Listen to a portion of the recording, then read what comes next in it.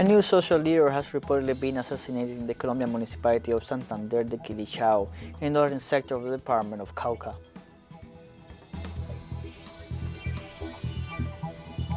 Following Finland's decision to join the North Atlantic Treaty Organization, Russia asserts that it will do whatever it is necessary to protect itself from any threat to its national security.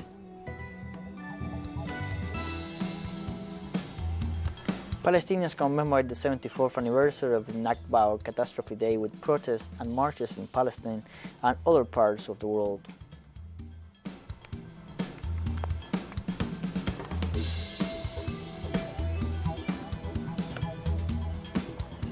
Hello, welcome to From the South. I'm Luis Alberto Matos from the teleSUR studios in Havana, Cuba. We begin with the news. A new social leader has reportedly been assassinated in the Colombian municipality of Santander de Quilichao, in the northern sector of the department of Cauca.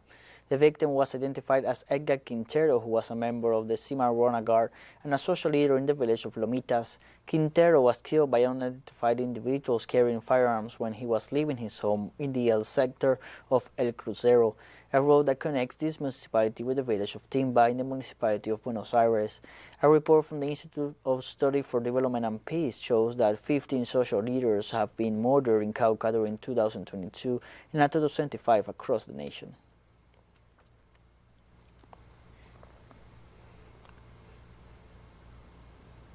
Thousands of very indigenous people took to the streets in the Colombian town of Tibu to denounce the murder of Camilo Boru Bosachira, a community member of the Berry in April 2022.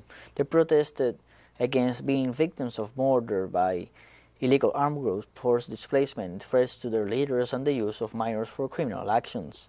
They also demanded that the Colombian government comply with the collective territorial rights, economic, social, cultural, and environmental rights, as well as respect the international humanitarian law, which allows them to exercise autonomy and self-determination in their ancestral territory. They expressed concerns about the delicate situation of public order and the escalation of armed conflicts in indigenous territories.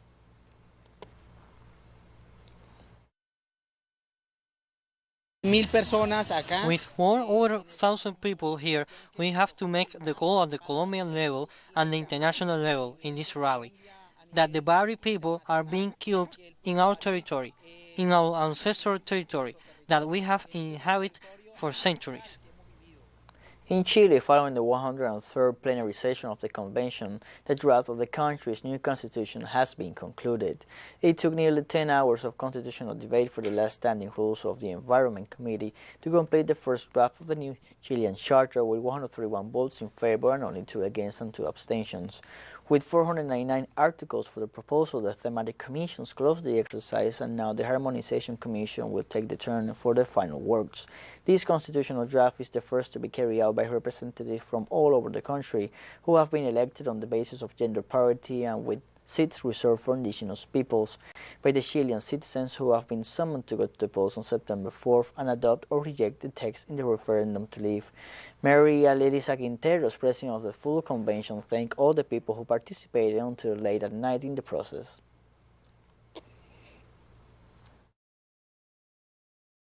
We are happy, excited, and moved because today we are taking a tremendously significant step on this path. Constituents, after a little more than 10 months, 103 plenary sessions, and fulfilling all the established deadlines, the last articles of the draft constitution text have been submitted today. This means that we finally have the draft of the permanent rules for the new constitution.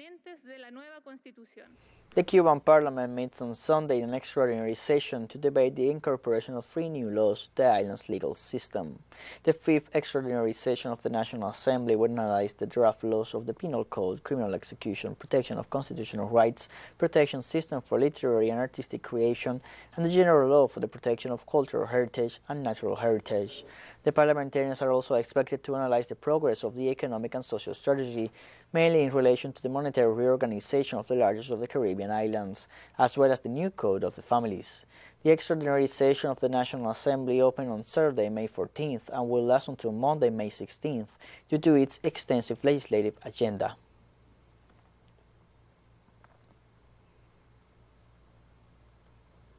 After Saturday's shooting in Buffalo, the second largest city in the state of New York, United States President Joe Biden recognized domestic terrorism operating in his country and urged to eradicate it. At least 10 people were killed in the racist attack perpetrated against Afro-Americans in a supermarket. In the face of these facts, the head of the state assured that racially motivated crimes are abominable, while recognizing that more details about the event are still being processed. The president stated that what happened in Buffalo is an act of domestic terrorism, especially if it is based on a white nationalist ideology, and assured that the event is the antithesis of what, according to him, the United States represents.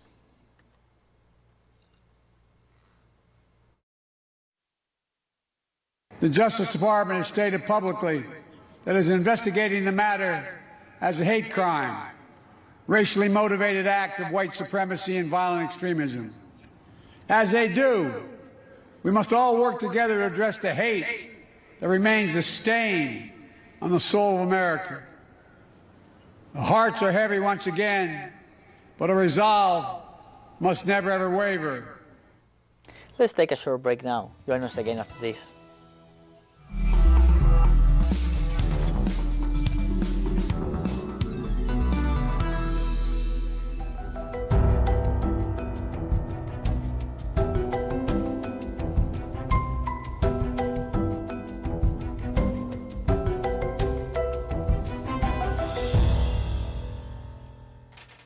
Welcome back to From the South. The Brazilian state of Minas Gerais experienced severe storms last January, sparked by the climatic emergency and aggravated by the irresponsible mining activities of companies such as Vale.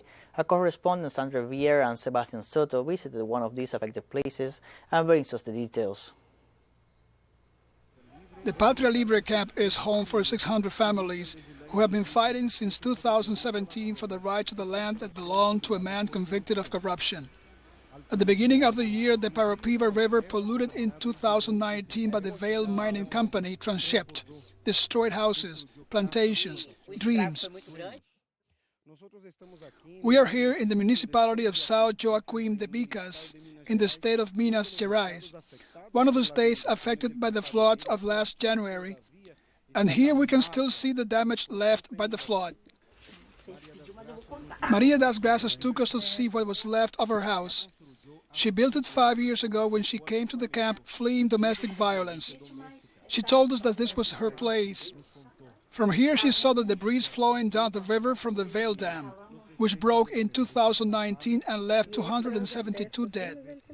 This environmental crime has intensified the floods, which this year killed dozens of people and displaced the contaminated mud on those who were already affected. This is all about climate emergency and irresponsible mining.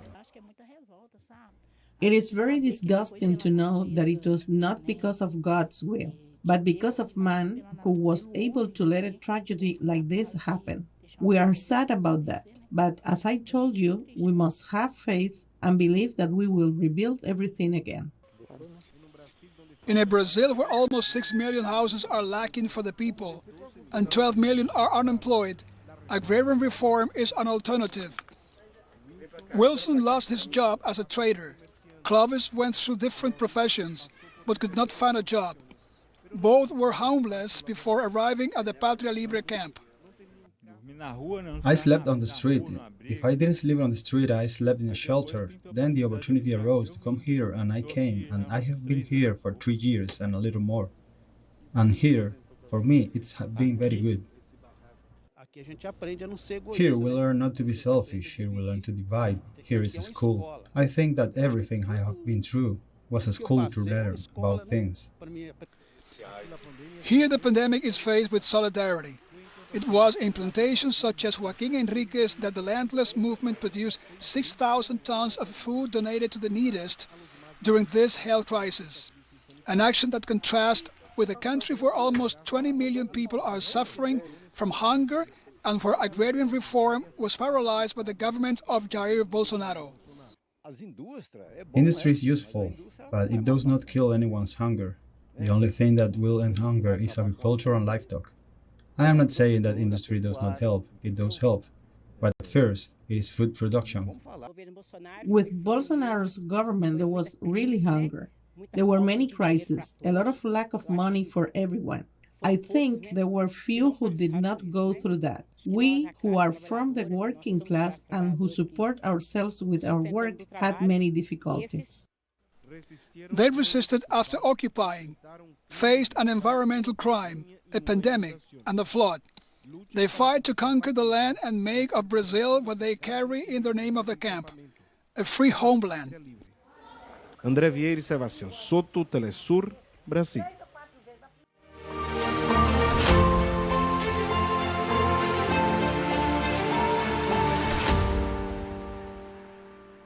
Following Finland's decision to join the North Atlantic Treaty Organization, Russia asserts that it will do whatever it is necessary to protect itself from any threat to its national security.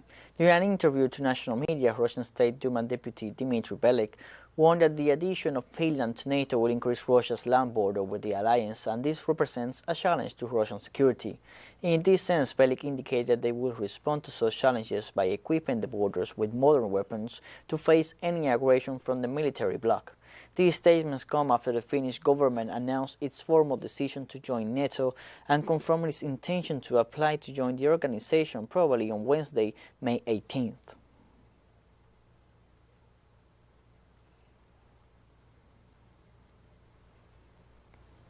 And as was previously said, the government of Finland announced a formal decision to apply for membership in the North Atlantic Treaty Organization despite Moscow's warning. The President of Finland, Sauli Niinisto, and the Prime Minister, Sanna Marin, delivered the news on Sunday from the Presidential Palace in Helsinki. The government's Foreign and Security Policy Committee finalized the report on the accession, which will be submitted to the General Court after approval by the entire government. The Swedish government is also expected to make an equivalent announcement on Tuesday. The Russian Foreign Ministry repeatedly warned that the accession of Finland and Sweden to NATO would entail consequences both for their bilateral relations with Russia and for the whole European security architecture. Moscow assured that Sweden and Finland would be potential targets for the Russian army after hosting NATO troops on their territories.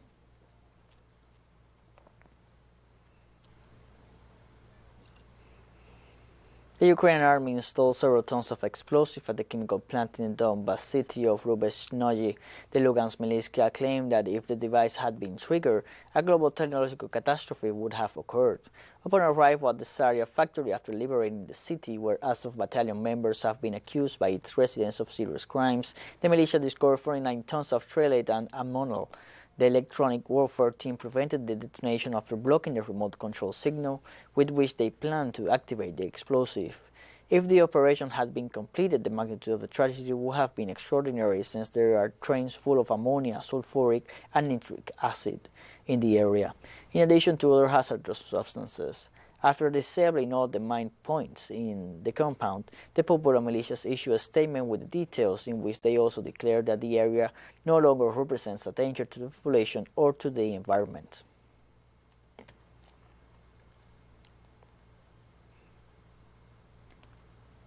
An attack from Ukraine leaves one person wounded in the Russian town of Sereda in Belgorod province. The governor of the province of Belgorod, Vyacheslav Gladkov, said the attack occurred Sunday and assured that the person wounded will receive all the necessary medical assistance to ensure his recovery. The Russian official declared he expects to know more details about the incident, which he will communicate to the national authorities and the citizens of the province.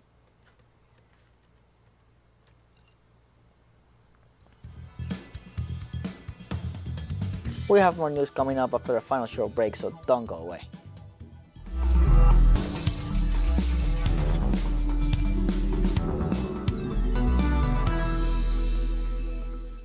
Welcome back to From the South. Palestinians commemorate the 74th anniversary of the Nakba catastrophe day with protests and marches in Palestine and other parts of the world.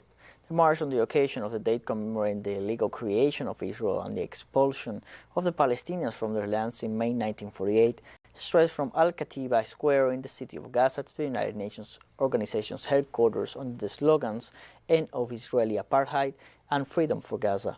Several European cities have also been the scene of large-scale demonstrations in solidarity with Palestinians and to call for an end to the Israeli attacks on the besieged Gaza Strip. Mobilizations were also registered in the United States, Australia and other countries around the world. These events also pay tribute to the Palestinian journalist Shirin Abu Akleh, who was shot dead by Israeli forces during a raid in the occupied West Bank earlier this week.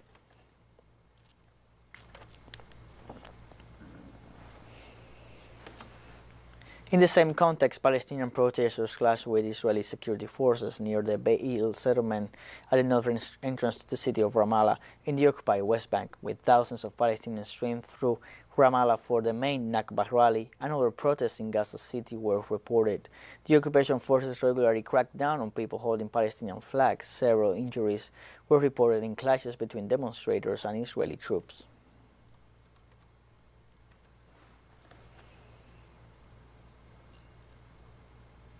In Lebanon, parliamentary election day ended after a day without security incidents and with a significant turnout of voters.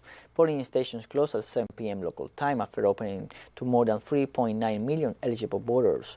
Authorities stated that voters who were inside the polling stations at closing time could cast their ballots to elect the new parliament. However, they warned that the new voters would not be allowed to enter. Final results are expected to be announced this Monday. The European Union declared that its 170 observers on the ground reported a large influx of voters and informed that the team will also witness the counting of the votes. Lebanese Prime Minister Najib Mikati thanked Lebanese security forces for completing the electoral process and described the parliamentary elections as a great victory.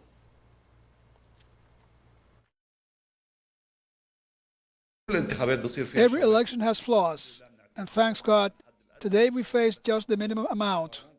Our team managed to tackle them, and we came out at 7 with a great victory for the Lebanese state and its citizens.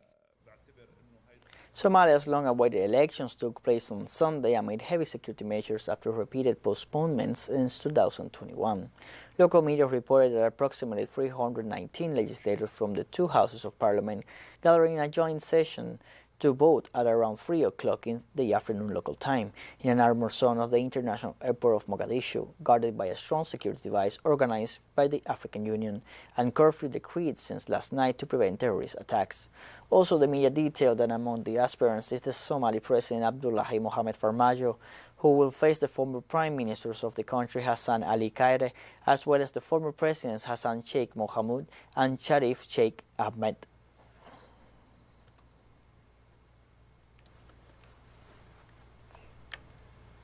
Kenya looks for alternative markets in India and Serbia to caution consumers against the high cost of wheat flour and to avoid the looming shortage. The African nation imports over 60% of its wheat supply from Russia and Ukraine combined, but the ongoing conflict between Russia and Ukraine has made it difficult to access that wheat.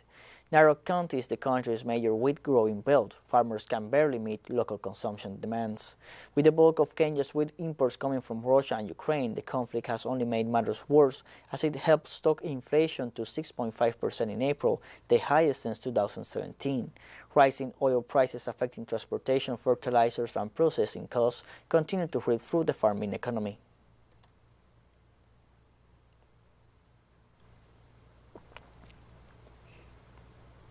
In Pakistan, 3 soldiers and 3 children were killed in an attack near a military vehicle in the country's northwest region.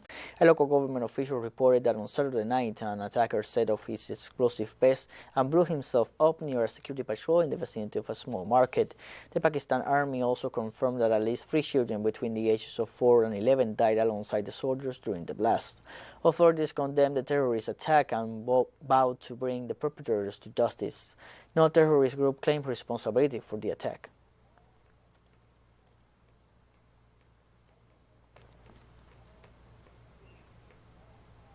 The International Monetary Fund strengthened the role of the Chinese yuan as an international reserve.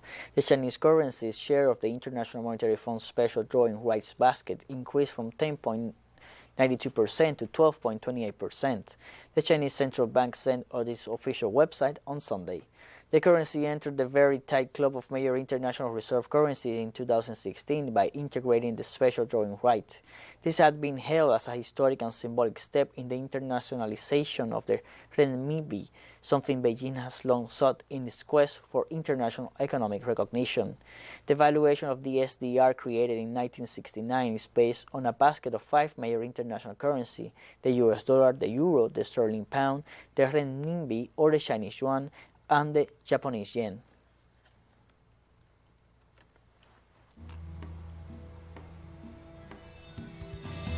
We have come to the end of this news brief. Remember, you can find these and many other stories on our website at telesurenglish.net. You can also join us on our social media, Facebook, Twitter, Instagram, and Telegram. For teleSUR English, I'm Luis Alberto Matos. Thank you for watching.